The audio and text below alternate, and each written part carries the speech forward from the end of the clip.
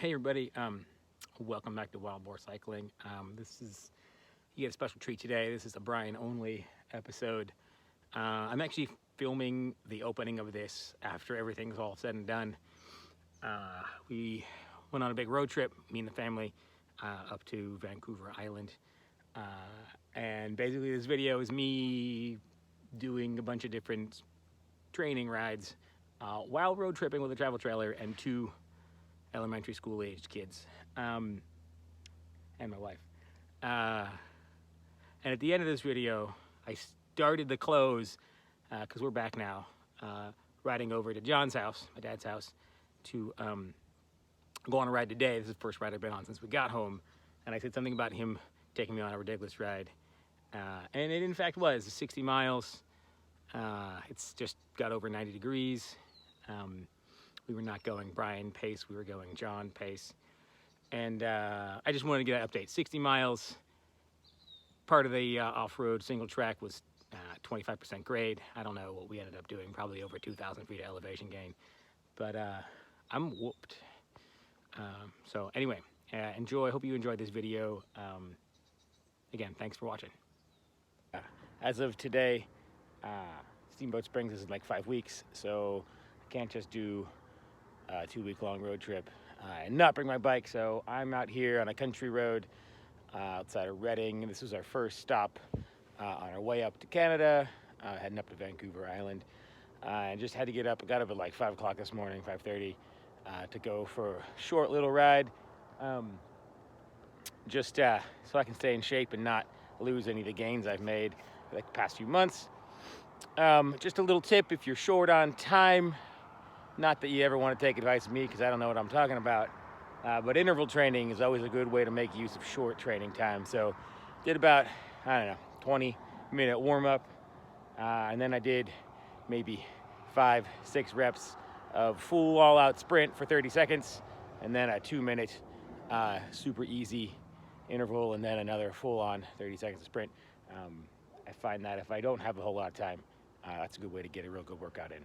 Anyway, probably see you at the next stop. All right, training ride while road tripping, number 2, out some pretty pastoral farmlands here in near Salem, Oregon. There's some puppies. Just getting ready to do my intervals here. In case y'all are wondering, you know, intervals are kind of, I like to do like 30-second all out with a break, so like 2-minute break. I do, you know, have my head unit so I can time 30 seconds, but I find when I'm on the pedals, standing, sprinting,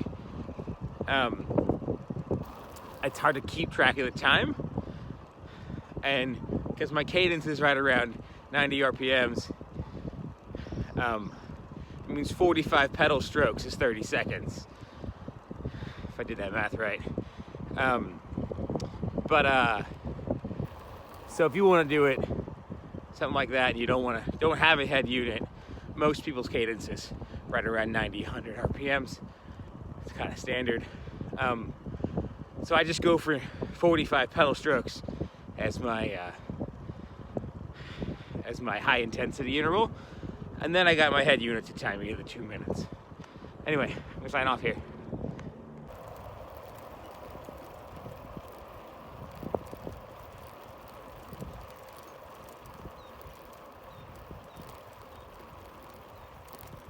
Pretty sure these are hops, by the way.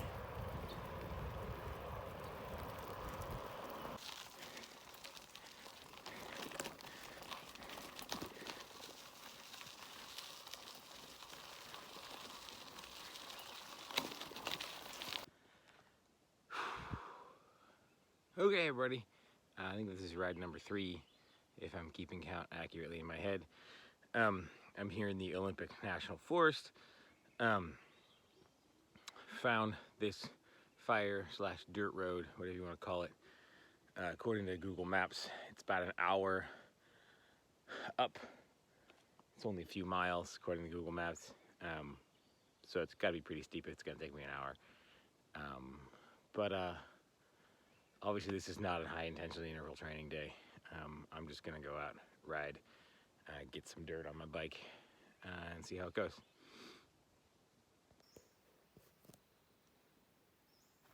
So, kind of feels like I'm at the end of the trail. I might try to go up a little further, see what's up there. But it looks like this road pretty much ends here. And on the maps it said it was a dead end. According to my Strava, I've gone like 2.5 miles. Took me half an hour to do that. I've basically been climbing for a solid 20 minutes. Probably going to take me 5 minutes to get back down. Anyway, it's really hard to get this all in here. Let me turn this around. Might stop somewhere else, but this is quite the amazing temperate rainforest. I don't think I've ever been here before. I know I've never been here before. So much water.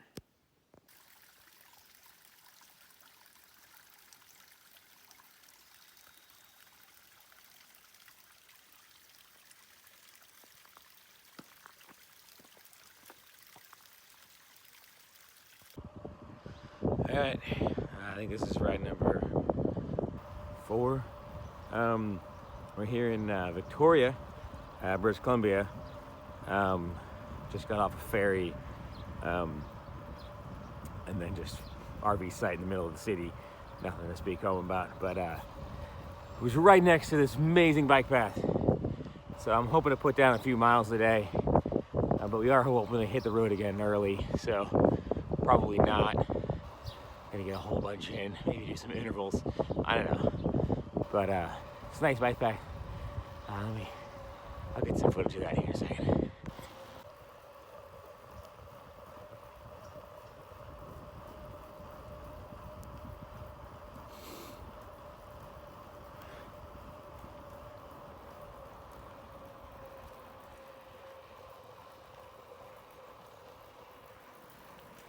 It's 11 kilometers.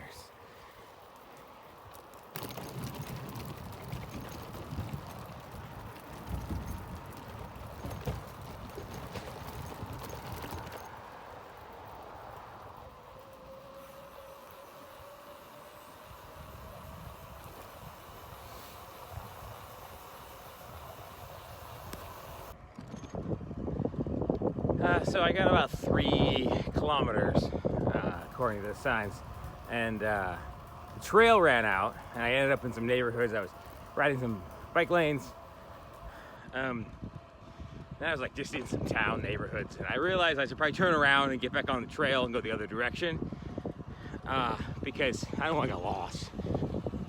My Wi-Fi or my cell service ain't great here. Anyway, just checking in. I don't know how much you could tell or see what's going on here, but this multi-use path is really nice. I was just talking to John the other day about why we don't have great bike paths in Sonoma County, because he just got back from Washington, Oregon, I think, and was just blown away by all the bike paths there, multi-use paths. And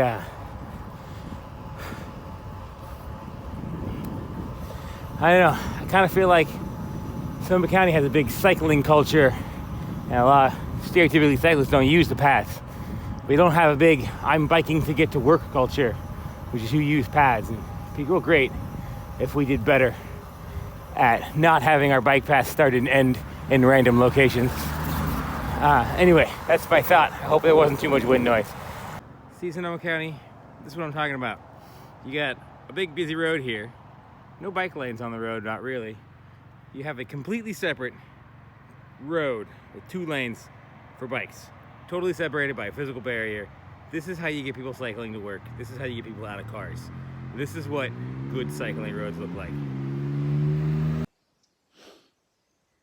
So we're at our destination, which, if you're curious, is Elk Bay, on the inland passage side of Vancouver Island.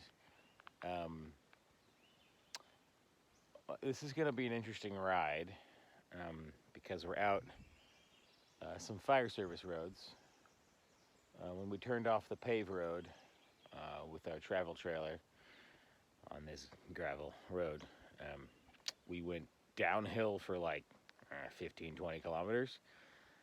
I mean, mostly gentle downhill. There was one spot at 20% grade, according to the signage.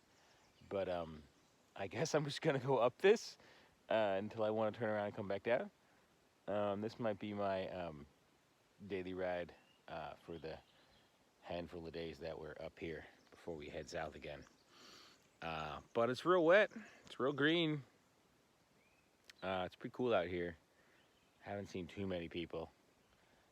Though the campsite we're in right on the lake, a little while after we pulled in, got set up, I don't know, 6 or 8 bike packers pulled in and set up camp, which is fun.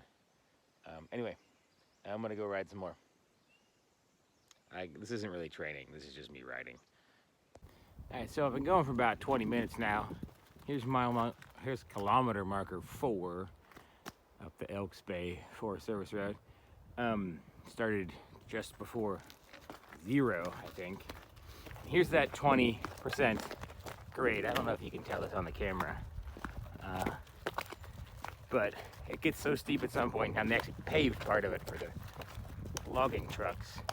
Fortunately, I've been set on a mission to go check out Stella Lake, which is out that road and not that road. So I'm gonna go that way right now.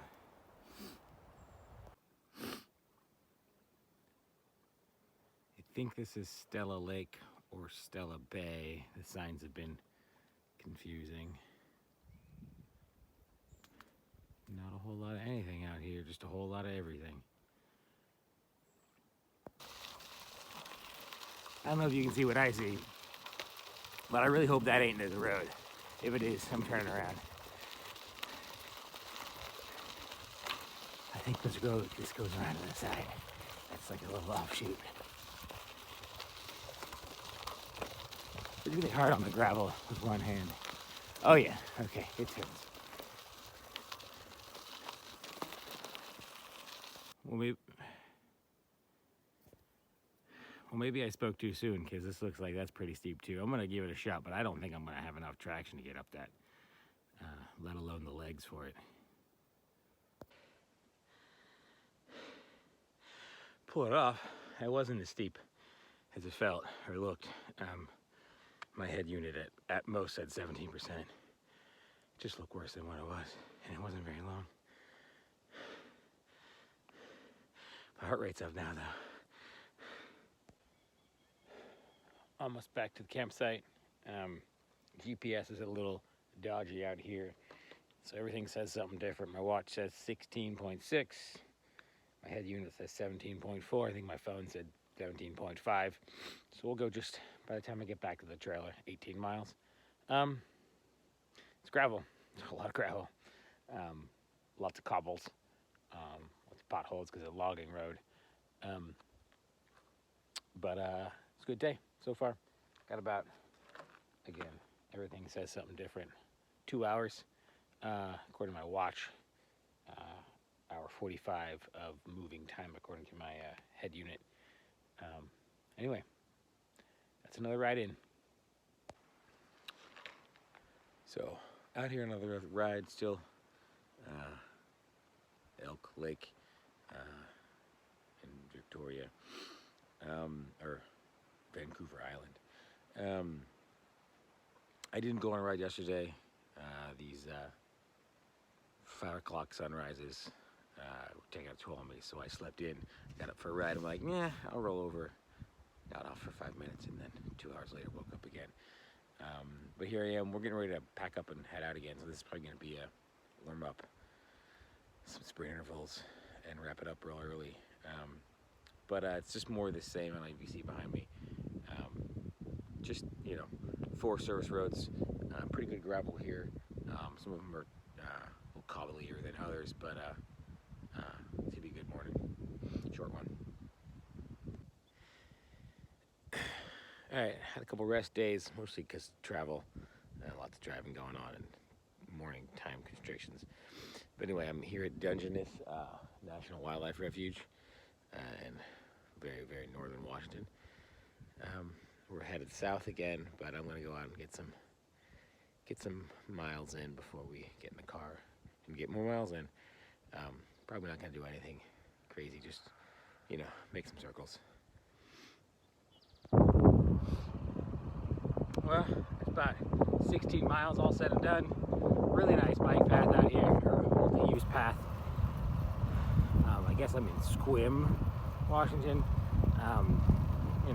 16 miles, took a little over an hour. Real mellow. It's nice to have like a mellow ride that wasn't, pushing high intensity intervals or serious gravelly roads.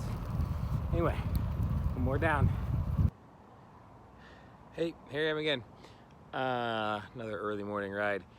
We're in Dunsmuir, California, which is a little south of Mount Shasta. I think if there's one takeaway from this whole riding while road tripping thing, it's if you plan on driving on a weekend, you got to plan ahead and book your campsite ahead of time, because it's really hard to find one just popping into a place, which is why we're all the way south of Mount Shasta already, because we just had to keep going until we found a spot. But I think this might end up being the last entry. I think all the kiddos are done being on the road, and we might just push through and be home, and that way I can actually sleep a good night's sleep and then do a real training ride. But I'm gonna go put a few miles in. Probably again, I might do a little bit of intervals, but 11 nights of not sleeping well because we're camping, makes hard to train. So I guess this real ride here has been, this whole trip has been not training rides, but how to not lose fitness level while you're road tripping. It's maybe a better way to put this, but anyway, I'm gonna go ride some.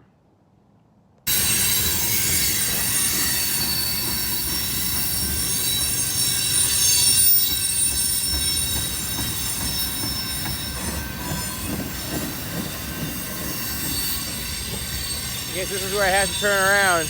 You probably can't hear me. Oh wait, end of the line.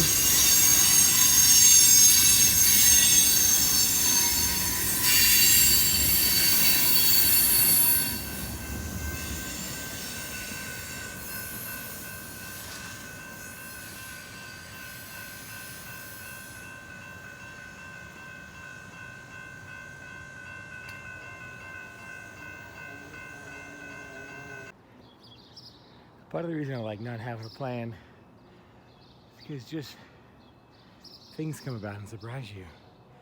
This is a little downtown here in Dunsmuir.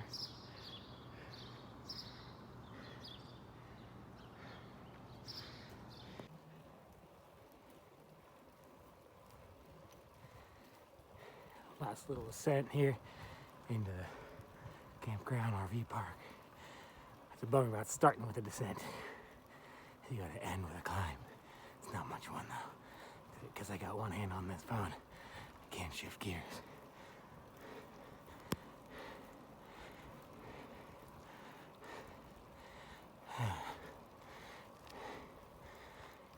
Oh, with that, we might be concluding our broadcast day. Okay, well, back home from that road trip. Actually getting ready to go. I don't know what's gonna be a ridiculously long ride with John here, just a few blocks from his house. Not sure if I did any actual real training when we were road tripping, but I definitely didn't backslide and lose fitness. I guess my big hope is that 11 days of riding with limited camping sleep and on an empty stomach with no caffeine was a good prep for the latter half of the big ride we're doing here at Steamboat Springs, coming up in less than a month. So I don't know, but as always, thanks for watching all the way into the video.